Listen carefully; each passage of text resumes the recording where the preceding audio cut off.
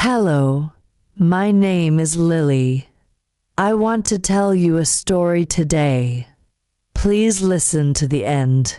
I promise it will touch your heart and make you think about life in a different way. There was once a boy named Ryan. He was 12 years old and lived in a small village. Ryan was smart, funny, and full of life. But there was one thing about Ryan that many people didn't like. He loved to show off. If he had something new, he would make sure everyone knew. If he did something good, he would boast about it again and again. One day, Ryan's father bought him a shiny red bicycle. It was the most beautiful bicycle in the village. The frame sparkled in the sunlight, and the tires were thick and strong. When Ryan saw it, he jumped with joy. "Wow, Dad, this is the best gift ever," Ryan shouted, running his hands over the smooth handlebar. His father smiled and patted his shoulder. "I'm glad you like it, son. But remember, don't become proud. This bicycle is for you to enjoy, not to show off." Ryan nodded, but deep down, he couldn't wait to ride around and show everyone his new bicycle. The next morning, he woke up early and polished the bike until it gleamed. Then, he rode through the village streets. He rode slowly at first, making sure everyone saw him. He waved at the kids playing in the fields. "Hey, look at my new bike," he called out. The children turned and stared. Some were amazed, but others simply turned away. Ryan didn't care. He sped off, feeling proud. As he rode, he saw his friend, Noah, walking home from school. Noah's shoes were old and torn, and he carried his heavy school bag over his shoulders. His back was bent from the weight, and he walked slowly. Ryan braked suddenly and rode over to him. "Hey, Noah, look at my new bike. Isn't it cool?" Ryan said with a wide grin. Noah looked at the bike. His eyes sparkled for a moment, but then he lowered his head. "Yeah, it's nice," Noah whispered. Ryan didn't notice the sadness in his voice. He kept talking about the bike, the color, the speed, the smooth ride. Noah simply nodded, feeling smaller with every word. The next day, Ryan saw Emma, a shy girl from his school. She was sitting alone by the river, holding her old sketchbook. Her clothes were worn, but her eyes were kind. Ryan rode his bike up to her and rang the bell loudly. "Hey, Emma, check out my bike. Isn't it awesome?" he called out. Emma looked up and smiled softly. "It's nice," she said quietly. But Ryan didn't stop there. He leaned in closer. "You've never ridden a bike this cool before, right? I bet you wish you had one," he teased. Emma's smile faded, and she looked down at her sketchbook. Ryan didn't notice the hurt in her eyes. He simply sped away. Laughing, days passed, and Ryan became even more proud. He rode the bike everywhere, up and down the village, through the market, and even in front of the school when everyone was leaving. But then, one afternoon, something happened. Ryan was riding his bike on the narrow village road. He was going too fast and didn't see the small stone ahead. The bike's front wheel hit the stone, and Ryan lost control. He fell hard. His knees scraped against the gravel, and his palms were covered in dirt. His bike tumbled down the small slope and landed in the muddy river below. Ryan sat on the ground, tears filling his eyes. His beautiful red bicycle was ruined. The shiny frame was covered in mud, and the handlebar was bent. His leg throbbed with pain, and just then, Noah came running by. He saw Ryan on the ground and rushed over. "Hey, are you okay?" Noah asked, his voice filled with worry. Ryan sniffled and nodded, trying to hold back his tears. Without a word, Noah bent down and gently helped Ryan stand up. He dusted the dirt off Ryan's clothes and looked at his bleeding knee. "You're hurt. Let me help you," Noah said softly. Before Ryan could say anything, Noah pulled out a small, crumpled cloth from his bag. He tore it into two pieces and carefully wrapped one around Ryan's knee. Ryan stared at Noah, his eyes filled with tears, not from the pain, but from the kindness he didn't deserve. Why are you helping me?" Ryan asked, his voice shaking. "I always showed off. I was mean to you." Noah smiled gently. "Because you're my friend, and friends help each other." Ryan's heart ached. He felt ashamed. He remembered how he had bragged about his bike to Noah, knowing that Noah didn't even have a proper pair of shoes. And yet, Noah was the one helping him now. At that moment, Emma came walking by. She saw Ryan's muddy bicycle in the river. Without thinking, she put down her sketchbook, rolled up her sleeves, and waded into the water.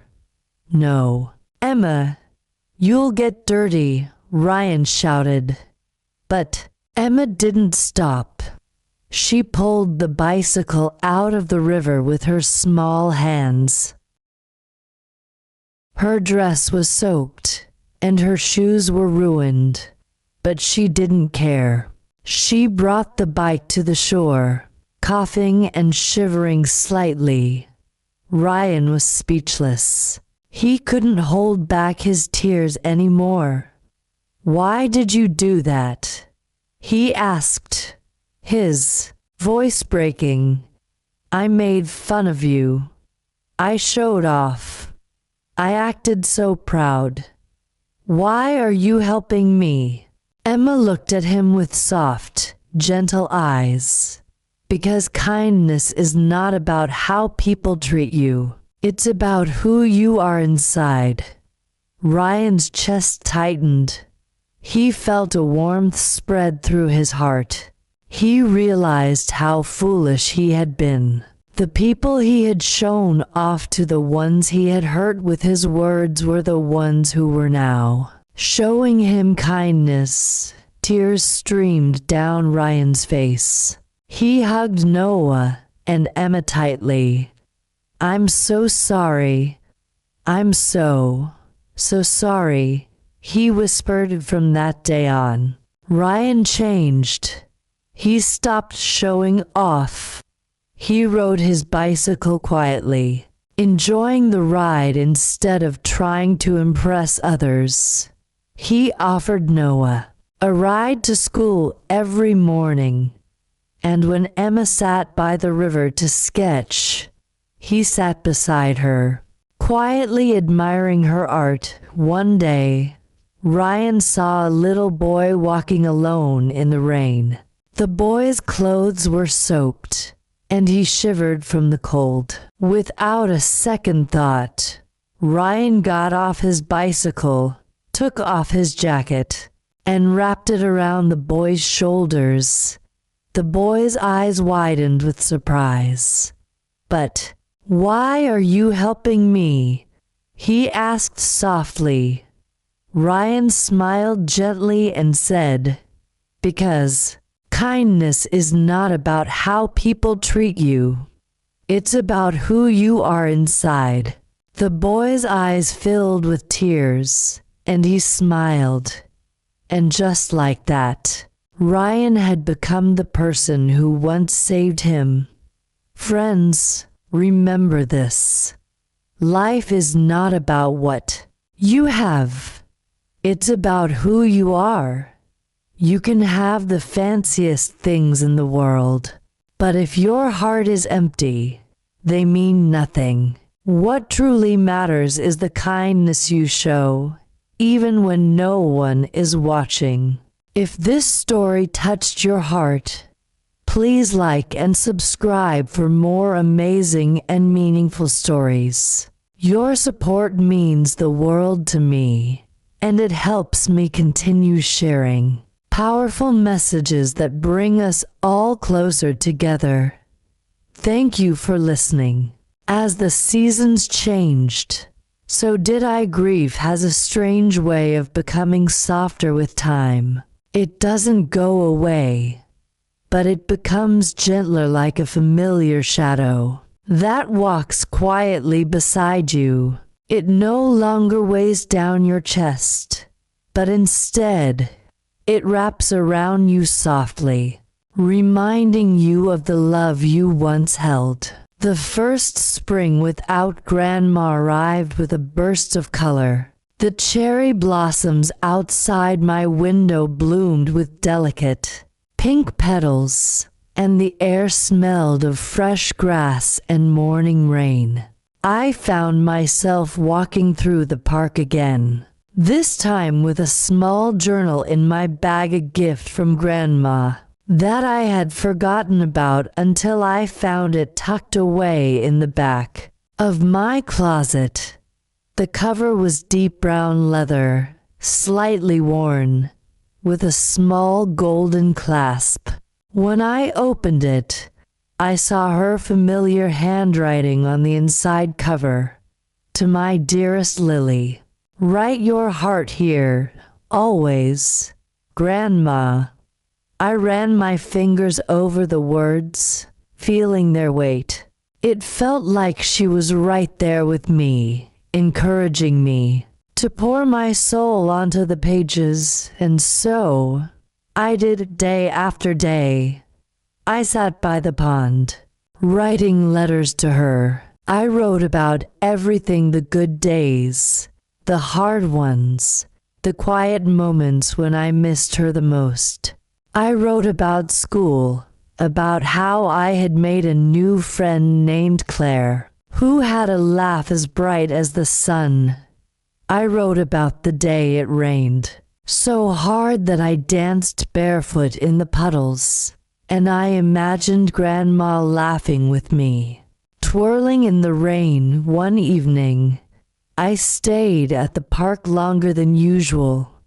The sun dipped low, and the sky was painted with soft strokes of lavender and tangerine. The world was quiet, except for the occasional rustling of leaves and the gentle quacking of the ducks.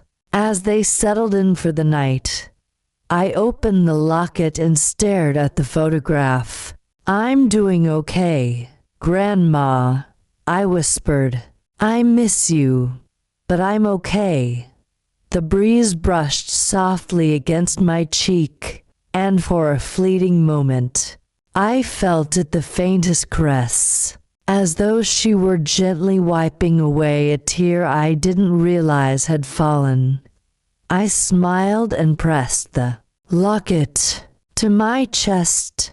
As the weeks passed, something beautiful began to happen.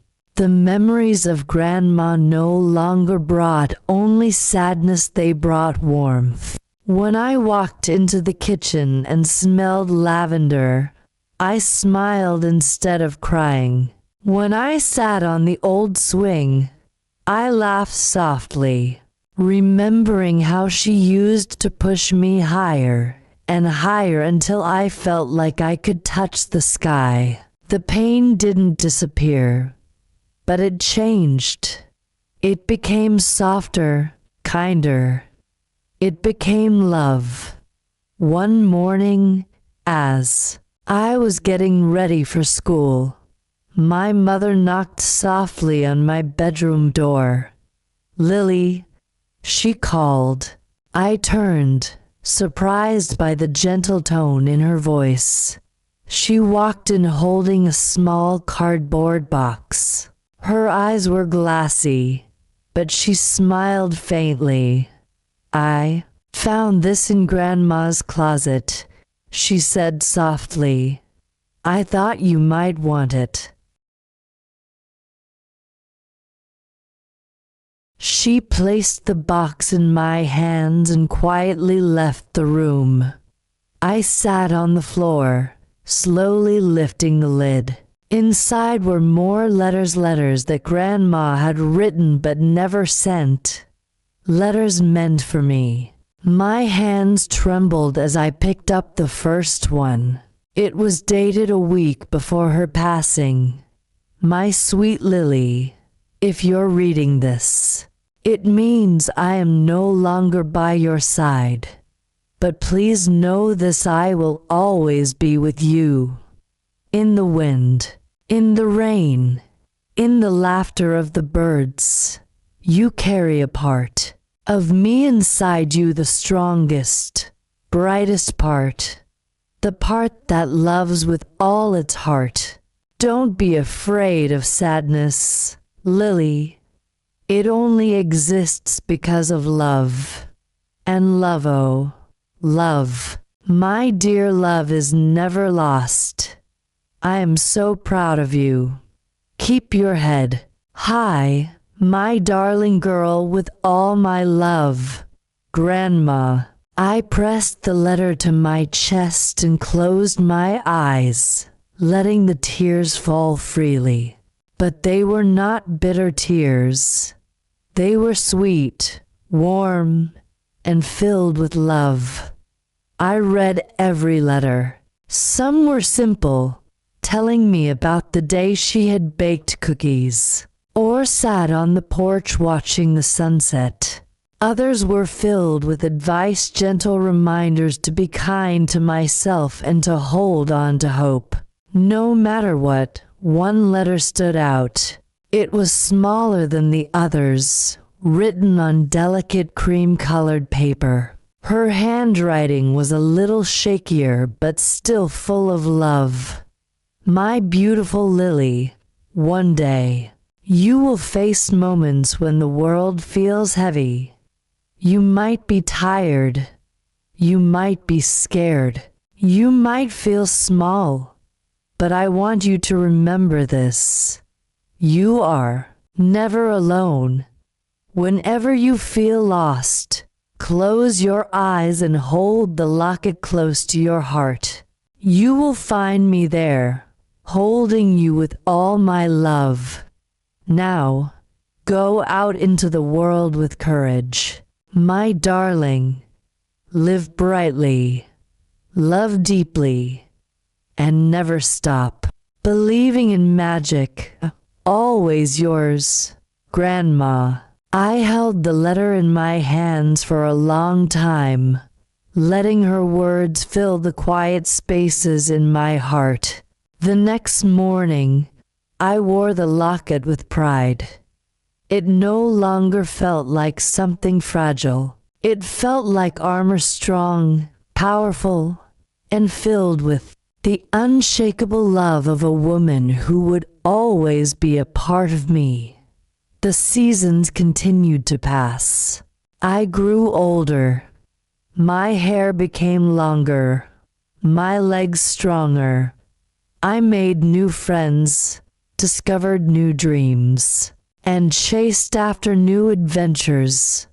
But no matter how much I grew, I carried Grandma with me.